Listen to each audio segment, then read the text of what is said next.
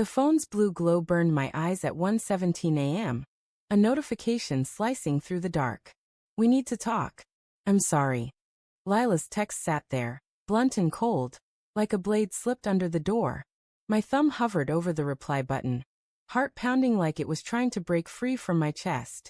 The apartment was silent except for the hum of the fridge, a low drone that amplified the emptiness. Her yoga mat was still curled in the corner, forgotten, like the promises we'd made. I scrolled up, rereading our last thread. 3 days ago, her messages were clipped. Late class tonight. Don't wait up. I'd believed her. Why wouldn't I? Lila was the steady one, the one who'd laugh at my overthinking, who'd kiss my forehead and say, "Babe, you're spiraling." But now, the signs were screaming. Her phone always face down, her sudden obsession with sunrise yoga. The way she'd smile at her screen when she thought I wasn't looking. I'd chalked it up to stress, to her new job, to anything but the truth. I typed, "Where are you?" No response. The 3 dots danced, then vanished. My stomach churned, acid rising as I opened Instagram. Her story was public, a filtered clip of her in a headstand captioned, "Finding balance with at Zen with Evan." Evan, her yoga instructor, all chiseled jaw and man bun, grinning beside her. The timestamp, 11:43 p.m. My pulse thundered. Yoga studios don't stay open that late. I paced the hardwood floor, the cold biting my bare feet. The city outside our window glittered, indifferent, its skyline a jagged reminder of how small I felt.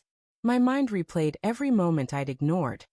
Her phone buzzing at odd hours, her vague excuses about needing space, the way she'd stopped sharing her location on Find My Friends. I'd rationalized it all, clinging to the version of Lila I loved, the one who'd binge true crime podcasts with me, who'd leave post-it notes with silly doodles on my laptop. But now doubt clawed at me, shredding that image.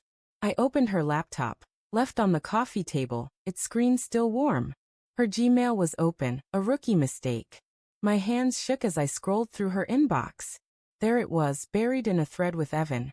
"Can't wait to see you tonight. Same spot." The timestamp was from yesterday. Below it, a photo attachment. A selfie of them in a dimly lit bar, her head on his shoulder, his arm around her waist. My chest tightened, breath shallow, like I was drowning in the airless space of our shared life. I wanted to scream, to hurl the laptop against the wall. But instead, I sat frozen, staring at the betrayal. The clock ticked toward 1:45 a.m. I texted again. I saw the email. Tell me the truth. No reply. Just those mocking dots, appearing, disappearing, like she was typing a novel then deleting it. My mind spiraled. Had she been lying for weeks? Months? Was I the idiot who'd missed every sign? The buzzer jolted me upright. I stumbled to the intercom, heart in my throat. "Who is it?" My voice cracked, raw with dread. "It's me." Lila's voice, small and trembling, cut through the static. "Can I come up?" I buzzed her in, my pulse a war drum. The elevator's hum grew louder. And then she was there, standing in the doorway, her eyes red-rimmed, mascara streaked. Behind her, Evan loomed, his yoga teacher calm replaced by a nervous twitch in his jaw. "What the hell is this?" I said, my voice low, dangerous. The air felt thick, charged with unspoken accusations. Lila stepped inside, her hands wringing. "I didn't want you to find out like this," she whispered. Her lavender hoodie, the one I'd bought her last Christmas, hung loose on her frame. "I've been trying to figure out how to tell you." "Tell me what?" I spat, though I already knew. "That you're sleeping with him?" I jerked my head toward Evan, who stood frozen, eyes darting between us like a cornered animal. "It's not that simple," Lila said, her voice breaking. "You've been so distant, always working, always on your phone. I felt invisible." "Don't you dare," I snapped, stepping closer. "Don't make this my fault. I saw the emails, Lila. The pictures. You didn't just trip and fall into his bed." Evan cleared his throat, his voice infuriatingly calm. "We didn't mean to hurt you, man. It just happened." I laughed, a bitter, hollow sound. "Oh, it just happened? You accidentally took her to a bar, accidentally sent her flirty texts, accidentally." My voice cracked, and I hated myself for it. I wanted to stay angry, to keep the rage burning, but grief was creeping in, heavy and suffocating. Lila's eyes welled up. I still love you, she said, barely audible. I got lost. Evan listened when you didn't. He saw me. Bullshit, I said, but my voice wavered.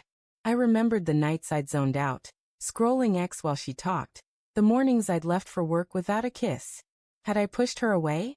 Was this my fault too? Evan stepped forward, hands raised like he was calming a wild animal. Let's just talk this out. No one's perfect here. Get out, I said, my voice deadly quiet. Both of you. Lila sobbed, a sound that tore at me, but she didn't move. I don't want to lose you, she said. I came here to fix this. Fix it. I laughed again, the sound jagged. You brought him to our home at 2 a.m. to fix it? You think I'm that stupid? Her phone buzzed on the counter, lighting up with a notification. I grabbed it before she could, my hands moving on instinct. A text from Evan sent 10 minutes ago. Tell him it's over. We'll figure it out together. My vision blurred, rage and heartbreak colliding. You're already planning your future, I said, holding up the phone. Well, I'm still here, picking up the pieces. Lila reached for me, but I stepped back, the space between us a chasm. I didn't mean for it to go this far, she said. I swear, I wanted to tell you. Then why didn't you? My voice was raw, pleading. Why lie? Why let me find out like this? She had no answer, just tears. Evan shifted, uncomfortable, like he'd rather be anywhere else. The apartment felt too small, the walls closing in, the air thick with betrayal. I need time, I said finally, my voice barely above a whisper. Get out. Both of you. Lila hesitated, then grabbed her phone and walked to the door, Evan trailing her like a shadow. As the door clicked shut, I sank to the floor, the weight of it all crushing me. My phone lit up again, another text from Lila.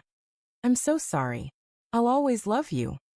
I stared at the words, my thumb hovering over delete. Outside, the city hummed on, oblivious to the wreckage of my world. I didn't know if I'd forgive her, or if I could. All I knew was the truth, sharp and unyielding. Love wasn't enough to fix what she'd broken.